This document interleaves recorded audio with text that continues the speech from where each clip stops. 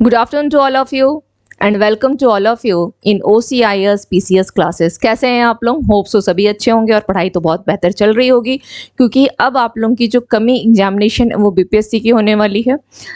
BPSC की जो तैयारी आप लोग कर रहे हैं उसमें आप लोग 2-3 चीज़ों का ख्याल रखिएगा। सबसे फर्स्ट थिंग है कि उस पर किस सेक्शन को ज़्यादा फोकस करना है। क्वेश्चंस तो आप लोग देखे ही होंगे बीपीएससी की, और अगर नहीं देखे हैं तो एक बार जरूर क्वेश्चन को देखिएगा कि किस तरीके से क्या उसका ट्रेंड रहा है क्वेश्चन पूछने का।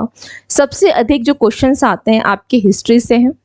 हिस्ट्री सेक्शन से क्वेश्चन सबसे ज़्यादा होता है। अगर बीपीएससी एग्जाम को क्वालिफाई करना है तो ध्यान रखिएगा कि आपके उस एग्जामिनेशन के लिए history, current affairs, science plus Bihar special, ये 4 सेक्शन को बिल्कुल आप 100% करके जाएं। Nobody can stop your prelims examination. आपका प्रीलिम्स कोई नहीं रोक पाएगा। सिर्फ ये 4 सेक्शन को करके जाइएगा, history, current affairs, Bihar special and science. तो हम लोगों की जो ये क्लास चल रही है ये इसमें हिस्ट्री प्लस करंट अफेयर्स दोनों के क्वेश्चंस ऐड होंगे। आज तो क्लास में केवल आपको हिस्ट्री की मिलेगी, 1 से 2 क्लास में केवल हिस्ट्री के क्वेश्चंस है, लेकिन होप सो कल आपको मिल जाएगी करंट अफेयर्स के क्वेश्चन भी साथ में मिलेंगे। यानी हिस्ट्री और करंट अफेयर्स एक कंबाइन करके ये क्लास चलेगी।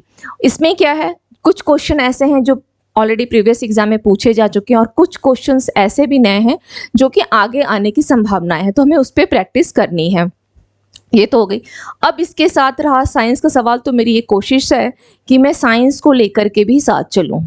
ओके, इसकी साइंस की क्लास भी स्टार्ट होगी। हालांकि अभी 1 से 2 दिनों में कुछ ऐसे बन जाती है स्ट्रैटेजी की कैसे क्या लेके चलना है, तो होप सो साइंस की क्लास भी स्टार्ट हो जाएगी। लेकिन जो आपके एग्जाम को क्वालिफाई करवाएगा तो बिहार स्पेशल प्लस हिस्ट्री और करंट अफेयर्स, ये आपकी मेरी इस क्लास में जो है हिस्ट्री तो आज स्टार्ट हो गई है, और बाकी जो ये 3 आप देख रहे हैं होप सो कल ये भी बिहार स्पेशल वाले क्लास में, क्योंकि उसमें सभी क्वेश्चन एक साथ कुछ कुछ, जैसे बिहार स्पेशल के कुछ क्वेश्चन हो गए। स्पेशल में क्या होते हैं, बिहार से रिलेवेंट हिस्ट्री होता है, ज्योग्राफी होता है, पॉलिटी होता है, इकोनॉमिक्स है, बिहार करंट अफेयर्स है। तो इन सभी को देखते हुए, क्योंकि यह आपके एग्जामिनेशन को क्वालिफाई करने में इसका एक बहुत महत्वपूर्ण रोल है, ये करना है, प्लस हमें रिवीजन करते हुए चलना है। कुछ स्टूडेंट्स जो मेरी क्लास को करते होंगे, जैसे मैं करंट अफेयर्स लेती हूँ, हिस्ट्री क्लास लेती हूँ, तो मेरी एक स्ट्रेटेजी क्या है कि एज मच एज मैं क्लास में भी कुछ चीज़ों को हमेशा क्या करती हूँ, कोरिलेट कर देती हूँ। तो इस क्लास में भी चीज़ें ऐसे ही चलेंगी, कोरिलेट करते हुए चलना है, एज मच एज रिवीजन करना है हम लोगों को। ठीक है, तो चलिए स्टार्ट करते हैं। आज से बीपीएससी की तैयारी को लेकर के चलते हैं, और इसके लिए सबसे पहले मैं आप लोगों को बोलूँगी ऑल द बेस्ट। एग्जाम को बहुत अच्छे से तैयारी करें, फोकस करें, डेफिनेटली प्रीलिम्स आपका क्वालिफाई हो जाएगा। तो चलिए देख लेते हैं कि आज के अब इस सेशन में हमारे पास कौन कौन से क्वेश्चंस हैं। ओके, फर्स्ट क्वेश्चन है, बिहार क्षेत्र की जो चर्चा है सर्वप्रथम किस साहित्यिक रचना में मिलती है? बिहार क्षेत्र की चर्चा सबसे पहले किस साहित्यिक रचना में मिलती है? ऑप्शन है वायु पुराण, शतपथ ब्राह्मण, ऋग्वेद, यजुर्वेद। तो इसमें आपको बताना है कि, और ई ऑप्शन को मैंने इसलिए मेंशन नहीं किया है क्योंकि अभी यहाँ पर ई वाला एक भी सवाल नहीं है, लेकिन नेक्स्ट जो स्लाइड आपको मिलेगी उसमें ई ऑप्शन भी मेंशन मिलेगा। ओके, चलिए तो हम लोग देख लेते हैं। इसमें फर्स्ट क्वेश्चन का आंसर क्या होगा कि शतपथ ब्राह्मण। शतपथ ब्राह्मण में जो है बिहार क्षेत्र की सर्वप्रथम चर्चा मिलती है, किसमें? शतपथ ब्राह्मण में। ओके, शतपथ ब्राह्मण, शतपथ ब्राह्मण में। अब बात आती है वायु पुराण में। तो वायु पुराण के बारे में भी एक, वायु पुराण में क्या लिखा गया है, वायु पुराण से क्या जानकारी मिली है कि गया, बिहार का गया क्षेत्र है, गया, इस गया में जो है, यहाँ पर गया में क्या था, असुरों का राज था, असुरों का राज, असुरों का राज था। इसकी जानकारी किससे मिली? तो वायु पुराण से मिली है। वायु पुराण से इसकी जानकारी मिली कि गया में असुरों का राज था, इसकी जानकारी वायु पुराण से। नेक्स्ट है ऋग्वेद। ऋग्वेद हम लोग सभी जानते हैं, इतिहास में भी हम लोग ऋग्वेद को तो पढ़ चुके हैं, लेकिन अभी हमें क्या करना है, स्पेशली में बिहार पॉइंट ऑफ व्यू से पढ़ना है। तो ऋग्वेद में क्या लिखा गया है कि ऋग्वेद में बिहार के लिए, इस बिहार के लिए जिस शब्द का प्रयोग किया गया है, ऋग्वेद में बिहार के लिए किस शब्द का प्रयोग किया गया है? ऋग्वेद में बिहार के लिए कीकट एवं व्रात्य शब्द।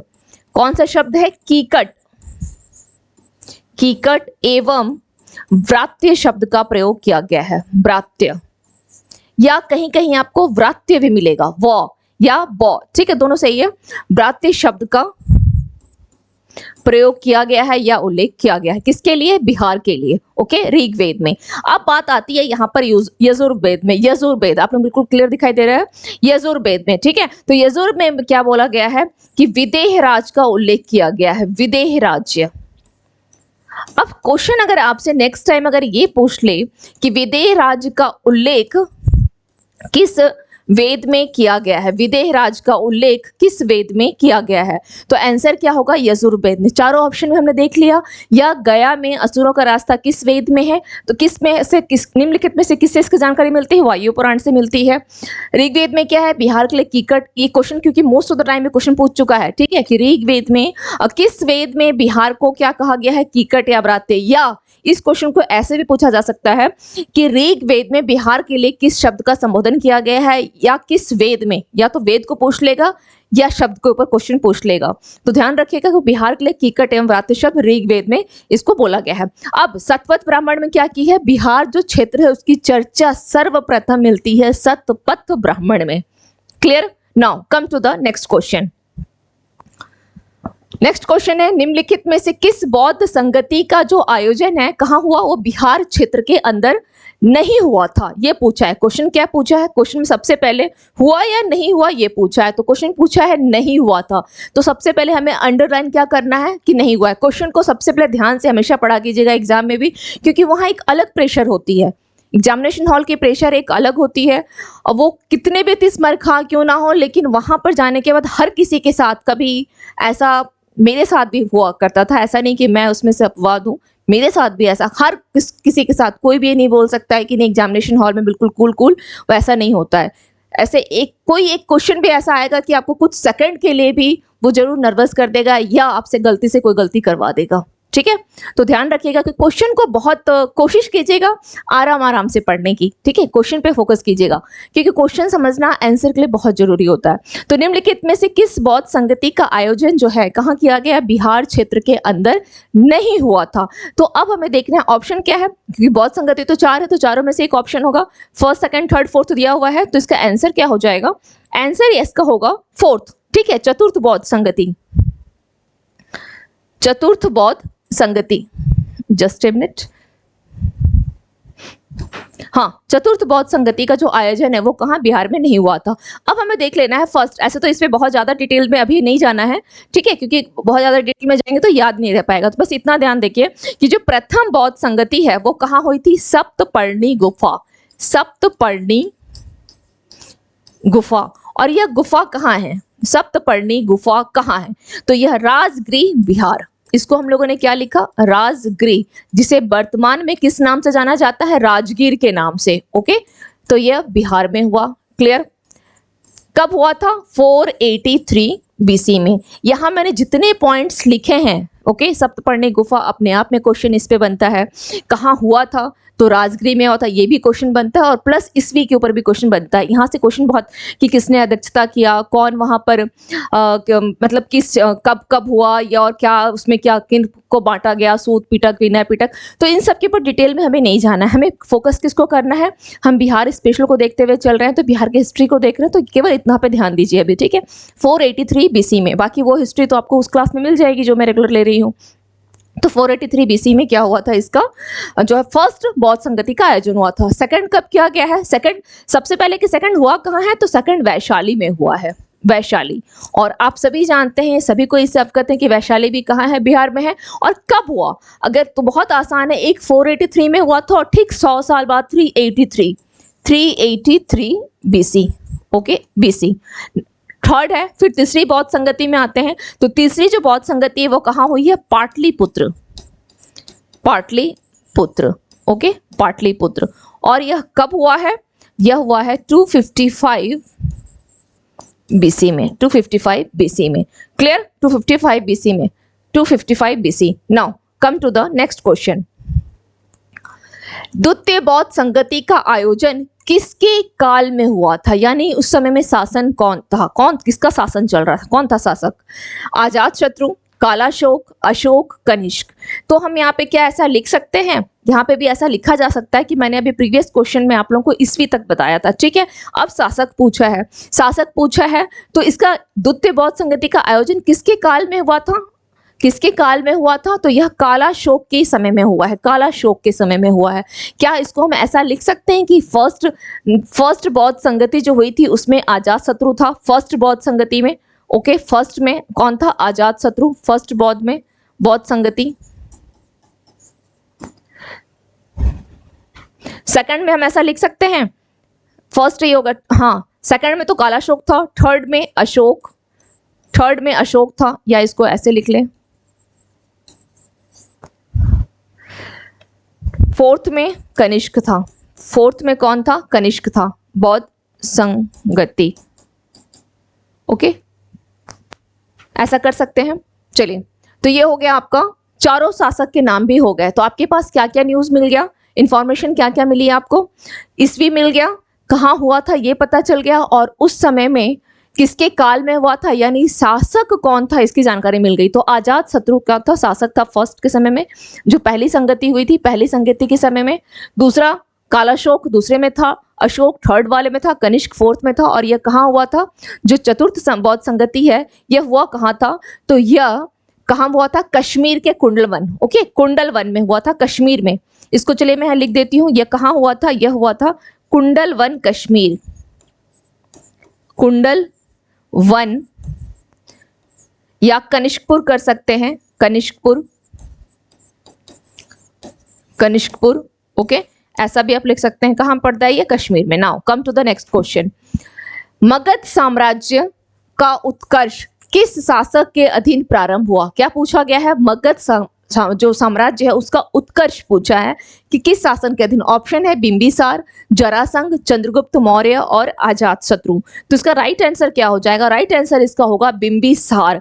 एक्चुअली मगध साम्राज्य का उत्कर्ष, यहाँ तो उत्कर्ष में पूछा है कि शासक के बारे पूछा है ना, शासक के बारे पूछा है। इस क्वेश्चन में हो सकता है वो वंश को लेकर के पूछ लेता कि किस वंश के समय में हुआ है। तो याद रखिएगा हर्यक वंश। यह जो बिंबिसार है ना, इसका संबंध किससे था? यह हर्यक वंश से संबंधित था, हर्यक वंश से,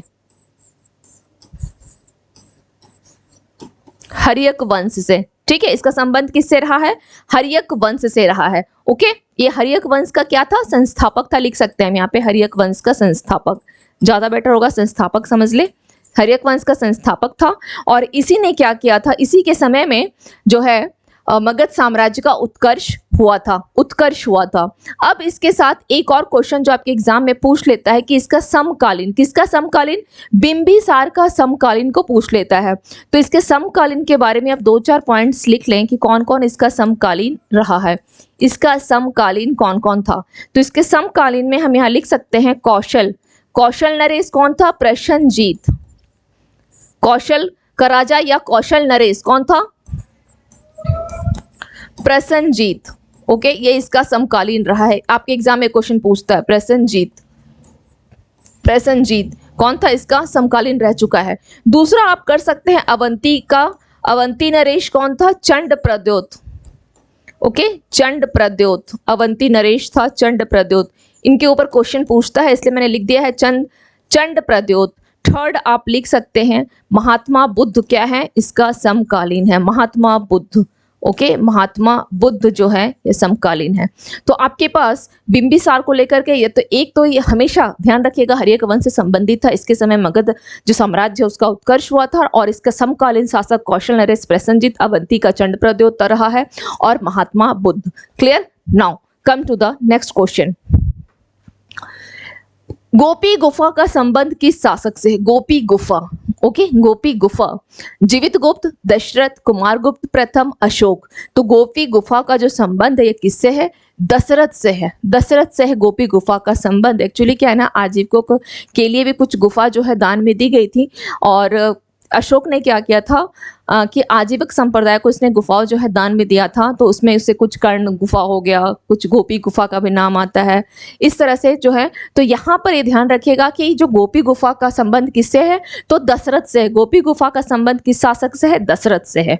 ओके, चलिए नेक्स्ट क्वेश्चन पे आते हैं। विद्या को प्रश्रय देने के क्रम में विक्रमशिला विश्वविद्यालय की संस्थापना, ओके, इसकी संस्थापना किस शासक ने की थी? यानी इसकी जो स्थापना किया है किस शासक ने किया? ऑप्शन है धर्मपाल, मदनपाल, समुद्रगुप्त और बिंदुसार। तो इसका राइट आंसर क्या हो जाएगा? इसका राइट आंसर हो जाएगा धर्मपाल। धर्मपाल ने किया है। इसका राइट आंसर क्या हो जाएगा? धर्मपाल ने क्या किया है? विक्रमशिला जो महाविद्यालय की स्थापना किया था, विक्रमशिला का इसने स्थापना किया, इसका स्थापना किया। और साथ में ही इसके साथ एक और पॉइंट ध्यान रखिएगा कि जो नालंदा विश्वविद्यालय है, नालंदा विश्वविद्यालय, इसको इसने क्या किया था? नालंदा विश्वविद्यालय, इसके लिए इसने कितने गांव दान में दिए थे? इसने 200 ग्राम, 200 ग्राम या गांव क्या किए थे? दान, दान, दान। ओके, क्या किए थे? दान, दान किए थे इसने। नालंदा विश्वविद्यालय के 200 ग्राम, 200 गांव इसने दान में दे दिया था। तो फर्स्ट क्या है? विक्रमशिला विश्वविद्यालय की स्थापना धर्मपाल ने किया। अगर बोला जाए कि विक्रमशिला विश्वविद्यालय को नष्ट करने का काम जो था क्षति किसने पहुंचाया था, तो क्या होगा? कमेंट सेक्शन में आप लोग आंसर बताएंगे। ठीक है, चलिए। तो इसकी स्थापना किसने किया था? नालंदा विश्वविद्यालय को इसको भी ना, इसका क्षति मैं बता देती हूँ, चलिए कोई नहीं। इसका क्षति भी किसने किया था? तो बख्तियार खिलजी। उदंतपुरी को तो उसने बर्बाद किया ही था, यहाँ पे थोड़ा बहुत क्षति इसने पहुंचाया था। ठीक है, तो खैर चलिए, यहाँ पे बस इतना ध्यान दीजिए कि नालंदा विश्वविद्यालय क्या होगा? 200 ग्राम इसने दान में दिया था। ओके, चलिए, now come to the next question. अभी हम लोग उस थोड़ा डीपली अगर चलेगा दिक्कत हो जाएगी, केवल इतना पे ही ध्यान दीजिएगा अभी। ठीक है, चलिए। वह जनजाति जिसने बिहार में अफगान सत्ता के आरंभिक, आ गया अफगानों की बारी अब, अफगान सत्ता के आरंभिक उत्कर्ष में निर्णायक भूमिका निभाई है, तो कौन था? सूर, करारानी, नुहानी, फरमूली। किसने निभाया?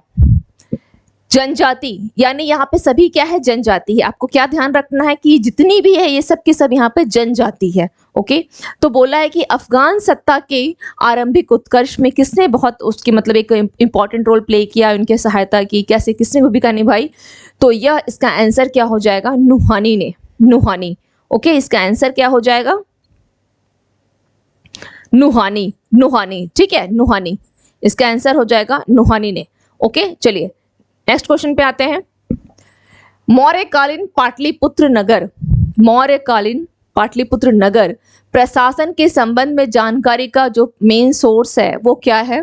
अर्थशास्त्र, मुद्रा राक्षस, इंडिका, देवनागरी अभिलेख। तो इसका तो एक ही आप आंसर जानते हैं कि इंडिका। नगर प्रशासन के बारे में किसका है? मेगास्थनीज की पुस्तक क्या है? इंडिका। किसकी है यह? मेगास्थनीज की।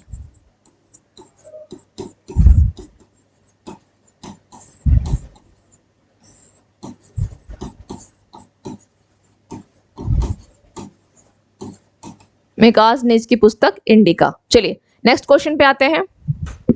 बिहार के महत्वपूर्ण सूफी संतों में सबसे आरंभिक जो नाम है वो किसका है? सूफी संतों में सबसे आरंभिक नाम पीर शहाबुद्दीन जगजात, सालार मसूद गाजी, इमाम ताज फकी, मकतूवाते मनेरी। तो इसका राइट आंसर क्या हो जाएगा?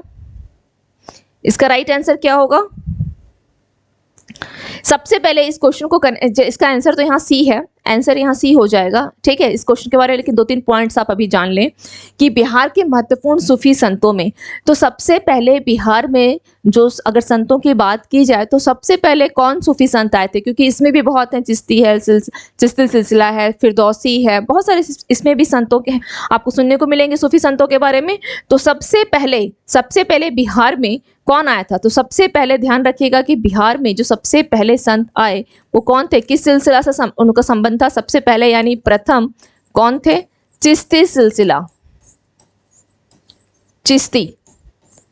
ठीक है, चिश्ती सिलसिले के सूफी आए थे, चिश्ती सिलसिले इसके सूफी आए सबसे पहले, चिश्ती के सूफी आए। ओके, सबसे पहले ये सूफी आए, चिश्ती सिलसिले के सूफी आए। ओके, लेकिन इन्होंने क्या किया? ये अब इसी के अगर आप बोला जाए कि इमाम ताज फकी, यहाँ पे एक पॉइंट है, आए तो सबसे पहले चिश्ती सिलसिले के सूफी, लेकिन अगर सबसे प्रचलित बोला जाए बिहार में, सबसे प्रचलित कौन हुआ? सबसे फेमस या बोल सकते हैं कि सबसे लोकप्रियता किसको मिली? अगर लोकप्रियता की बात की जाए तो सबसे ज्यादा लोकप्रियता जो है किसको मिली? लोकप्रियता की बात की जाए तो फिरदौसी सिलसिला को मिला था। फिरदौसी, फिरदौसी सिलसिला को, फिरदौसी को मिला था। ठीक है, इस सिलसिले को सबसे ज्यादा लोकप्रियता मिली, फिरदौसी सिलसिले को। ओके, और अब हम लोग जो क्वेश्चन पूछा है कि सबसे आरंभिक नाम किसका आता है, तो इमाम ताज फकी का आता है। इन्होंने क्या किया था, एक महत्वपूर्ण संत तो थे ही, ये कहाँ पे आकर के बसे थे, मनेर। मनेर कहाँ, मनेर पटना, मनेर कहाँ है, पटना। ठीक है, यानी मनेर पटना में आकर बसने वाले सबसे महत्वपूर्ण संत यही थे, इमाम ताज फकी। कहाँ आकर के बसे थे, पटना में आकर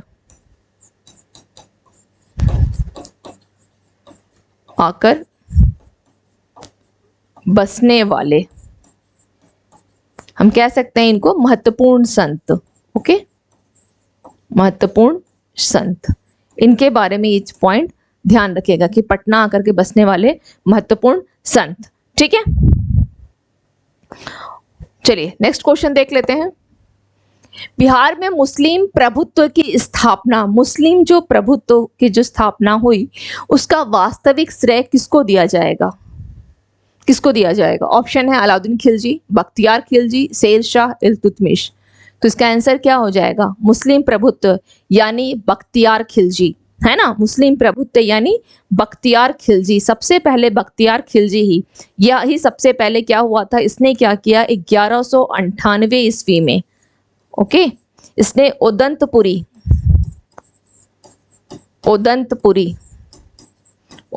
विश्वविद्यालय का भी नाम आपने सुना है, ओदंतपुरी विश्वविद्यालय का नाम सुना है। ओदंतपुरी विहार यानी जिसे हम वर्तमान में क्या बोलते हैं, ओदंतपुरी विहार, जिसे विहार होगा, विहार जिसे हम वर्तमान में क्या बोलते हैं, बिहार शरीफ। आधुनिक नाम क्या है, बिहार शरीफ, बिहार शरीफ। ओके, इसको इसने क्या किया था, 1198 में ईस्वी में आकर के क्या किया था, इसको लूट लिया था। ठीक है, लूटा था। और इसने क्या किया था, लूटने के इसने लूट लिया फर्स्ट। दूसरा, इसने नाम परिवर्तन करके क्या किया था, इसने बख्तियारपुर शहर की स्थापना, जो कि वर्तमान में आपको अभी भी बख्तियारपुर स्टेशन है ना, बख्तियारपुर शहर की स्थापना की थी इसने, बख्तियारपुर शहर की स्थापना।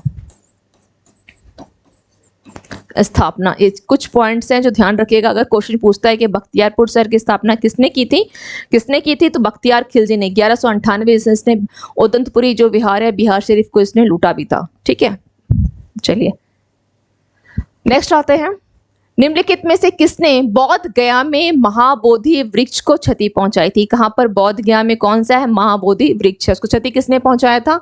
देवगुप्त, ग्रीवर्मन, शशांक, दामोदर गुप्त। तो इसका राइट आंसर क्या हो जाएगा, शशांक ने क्षति पहुंचाया था। शशांक ने बौद्ध गया में जो महाबोधि का वृक्ष है उसको क्षति शशांक ने पहुंचाया था। ओके,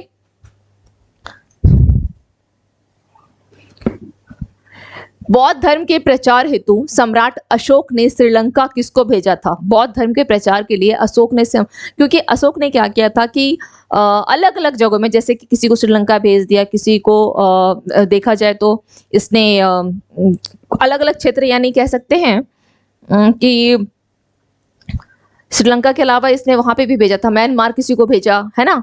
तो इस तरह से अलग अलग क्षेत्रों में जो इसने भेजा, तो सवाल यहाँ पे ये पूछ रहा है कि बौद्ध धर्म के प्रचार अशोक ने श्रीलंका किसको भेजा था, श्रीलंका किसको भेजा था? तो यहाँ पर ऑप्शन है महेंद्र, कौटिल्य, बाणभट्ट, सेल्यूकस। तो इसका राइट आंसर क्या हो जाएगा, इसका राइट आंसर क्या हो जाएगा, उसने अपने पुत्र, ये कौन है, उसका पुत्र है। ठीक है, पुत्र को तो भेजा ही था, पुत्र को तो भेजा ही था, इसके साथ उसने अपनी पुत्री कौन थी, अशोक की पुत्री कौन थी, संघमित्रा, संघमित्रा, संघमित्रा, संघमित्रा। किसी को तक्षशिला भेजा है। ठीक है, तो इसने अलग अलग क्षेत्रों में भेजा था।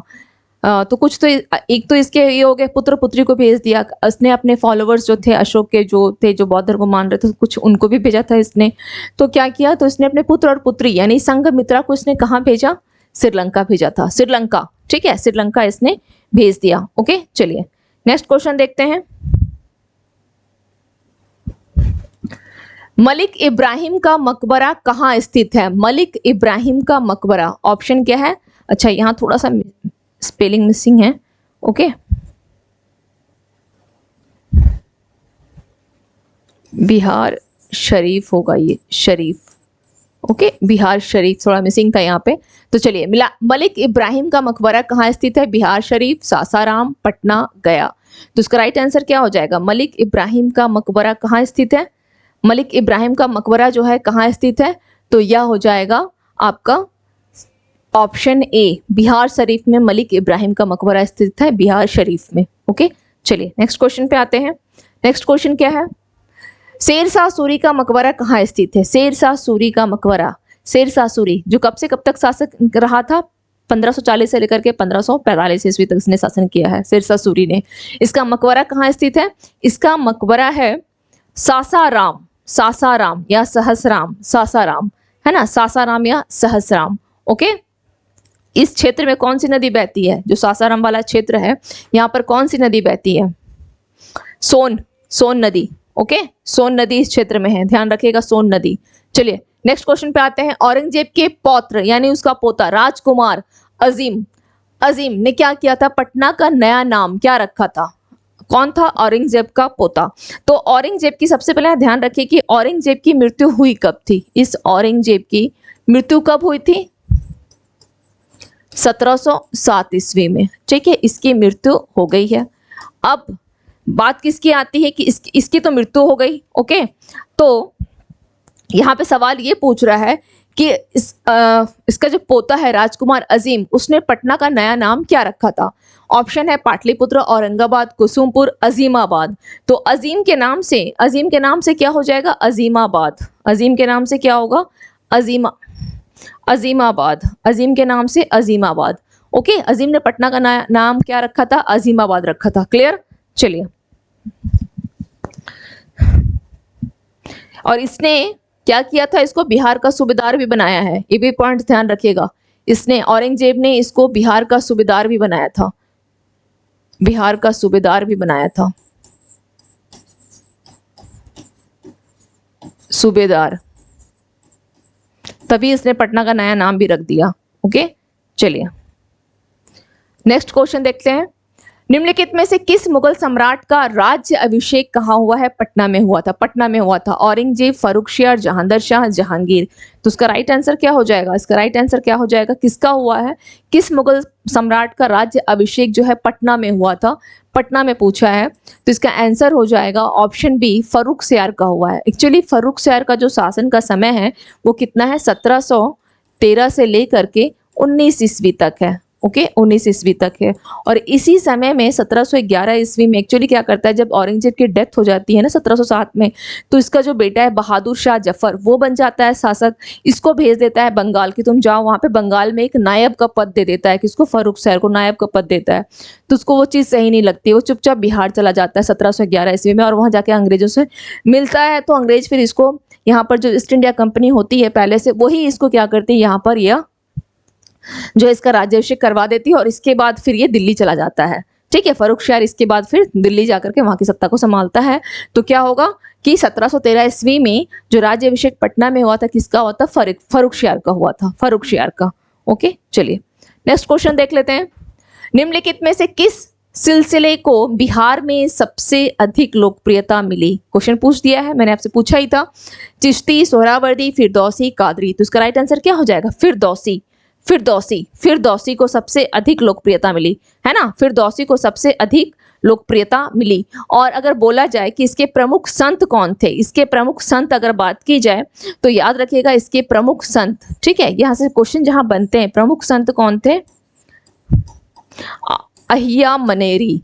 ठीक है, कहीं कहीं आपको आहिया मिलेगा, कहीं कहीं अहिया मनेरी। मनेरी का नाम सुना ही है, अहिया मनेरी। ओके, इसके प्रमुख संत कौन थे? अहिया मनेरी। ओके, चलिए, अहिया मनेरी। अब इनका अगर बोला जाए, मनेरी, इनका जन्म कहाँ हुआ था? जन्म इनका कहाँ हुआ था? मनेर। मनेर कहाँ है? पटना में, पटना में। और कब हुआ था? 1290 ईस्वी में, 1290 ईस्वी में। ठीक है, जन्म। और अगर मृत्यु की बात की जाए, मृत्यु, तो इनकी मृत्यु कब हुई थी? तो 1300, मृत्यु बिहार शरीफ में, बिहार शरीफ, पहले इस जगह का नाम लिख लें, बिहार शरीफ में हुई है। कब हुई है? 1381 ईस्वी। ओके, फिरदौसी के प्रमुख संत कौन है? अहिया मनेरी। सर संत अहिया मनेरी, जन्म पटना मनेर में और मृत्यु बिहार शरीफ में। ओके, चलिए नेक्स्ट क्वेश्चन को देख लेते हैं। प्रसिद्ध सूफी संत मखदूम सफुद्दीन अहिया मनेरी, अभी मैंने आपको अहिया मनेरी का बताया, तो क्या है, मखदूम सफुद्दीन अहिया मनेरी की दरगाह कहाँ स्थित है? तो दरगाह कहाँ होगी इनकी, दरगाह कहाँ होगी? मैंने अभी आपको बताया कि मृत्यु कहाँ हुई थी, मृत्यु इनकी कहाँ हुई थी, बिहार शरीफ में हुई थी। कब हुई थी? 1381 ईस्वी में। ओके, और यहाँ ऑप्शन में भी आपका दिया हुआ है बिहार शरीफ, तो इसका राइट आंसर क्या हो जाएगा? इसका राइट आंसर क्या हो जाएगा? बिहार शरीफ। कब? 1381, 1381 ईस्वी में। और जन्म कब हुआ है? 1290, 1290 में क्या हुआ है? इनका जन्म हुआ है। तो जन्म जो है वह है मनेर। मनेर याद रखिएगा, मनेर से मनेरी, इससे भी थोड़ा सा कोरिलेट करना तो अपने हाथ में कि कैसे याद हो जाए। अहिया मनेरी, जन्म मनेर, मनेर मनेरी है और जन्म मनेर में हो गया, पटना में हो गया 1290 में। डेथ कब हुई? 1381 में, काफी लंबे साल तक जीवित रह गए, है ना। और बिहार शरीफ में हो गई। तो इनकी दरगाह कहाँ होगी? इनकी दरगाह कहाँ होगी? बिहार शरीफ में ही होगी, बिहार शरीफ में होगी। चलिए नेक्स्ट क्वेश्चन पे आते हैं। गुरु गोविंद सिंह का जन्म कहाँ हुआ था? गुरु गोविंद सिंह का जन्म आनंदपुर, पटना, लाहौर, मुंगेर। पटना में क्या है? पटना में गुरुद्वारा है, गुरु गोविंद सिंह गुरुद्वारा पटना में है, तो इसका राइट आंसर क्या हो जाएगा? पटना। कब हुआ था? तो सिखों के ये कितने नंबर के गुरु हैं ये भी ध्यान रखिएगा कि सिखों के 10 गुरु हैं और सबसे अंतिम गुरु, यानी सिखों के ये 10वें गुरु थे, 10वें गुरु, 10वें गुरु। इससे पहले कौन रहे हैं? इससे पहले गुरु नानक थे 9th गुरु। तो खैर चलिए, पटना में इनका क्या हुआ था? जन्म हुआ था। और कब हुआ था? बहुत अच्छा डेट है, 26 दिसंबर, 26 दिसंबर। और काफी 666 याद रखने के लिए बहुत आसान, याद रखने के लिए बहुत आसान।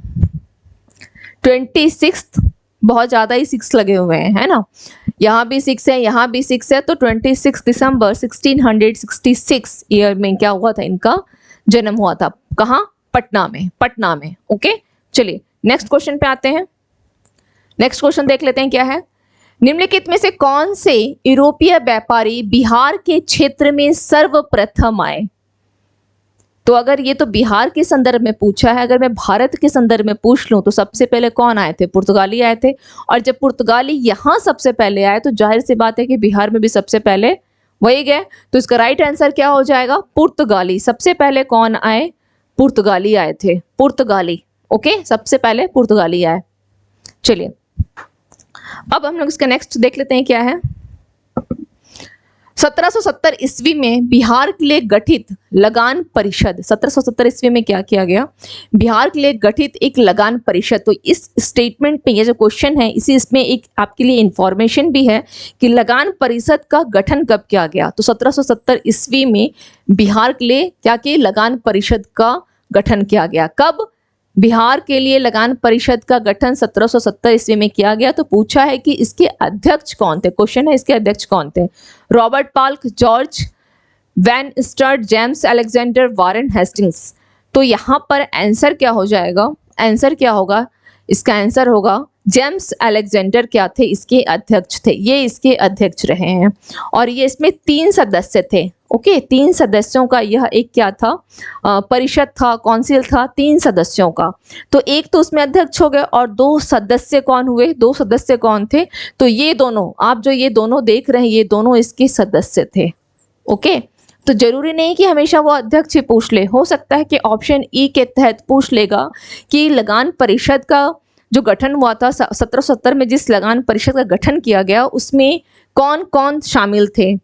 ओके, ऑप्शन ई के तहत पूछ सकता है। तो ध्यान रखिएगा, Robert Palk, George Weinstein, James Alexander.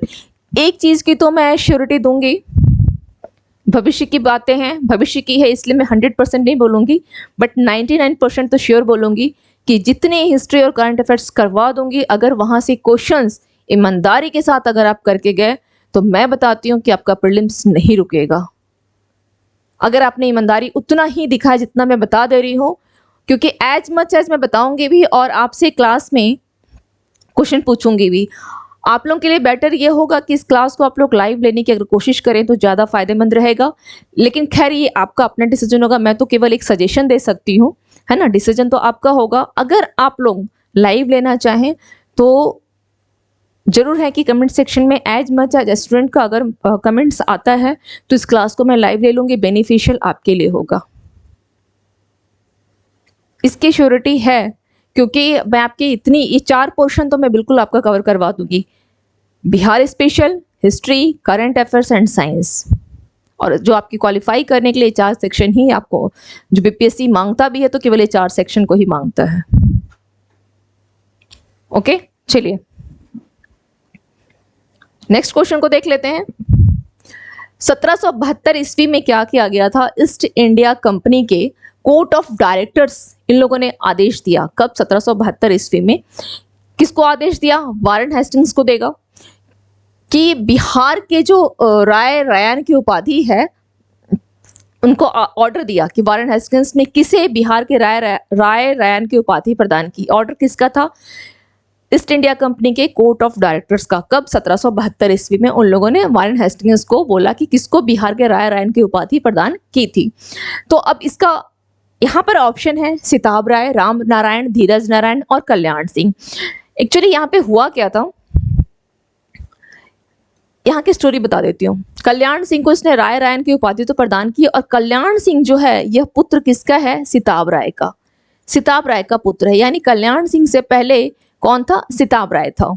ठीक है, हुआ क्या था, सिताब राय के समय में ही बोला जाए जब द्वैत शासन लागू हुआ, जब 65 ईस्वी में, ठीक है, द्वैत शासन लागू हुआ था, क्लाइव ने किया, तो उसने क्या किया, आप जान ही रहे हो कि जो दीवानी है, जो लगान वाला, जो रुपया जहाँ से आने वाला है, ये तो कंपनी अपने पास रख ली थी, और यहाँ के शासकों को क्या कर दी थी? निजामत वाला दे दी थी हिस्सा की, जाओ प्रशासन संभालो। जिसमें कहाँ क्या होना था, इससे क्या होना था, इस प्रशासन वाले क्षेत्र से इससे क्या होता, कोई खास फायदा नहीं होता, क्योंकि ये वाला जो है निजामत का अधिकार, निजामत इनके पास रह गया, निजामत रह गया, यानी सामान्य प्रशासन वाला हिस्सा, तो इससे कोई खास फायदा होता नहीं। ठीक है, तो इन्होंने क्या किया, जब वारेन हेस्टिंग्स को बनाया गया, जब ये बनकर के आया गवर्नर जनरल, तो इसने बोला कि नहीं, यहाँ पे क्या किया जाए, इसको हटा दो, इसकी क्या जरूरत है, सिताब राय की कोई जरूरत नहीं है, तो इसकी जगह इसके पुत्र किसको बना दो? कल्याण सिंह को बिहार का राय रैन की उपाधि प्रदान की थी। इसको हटा करके किसकी कोई आवश्यकता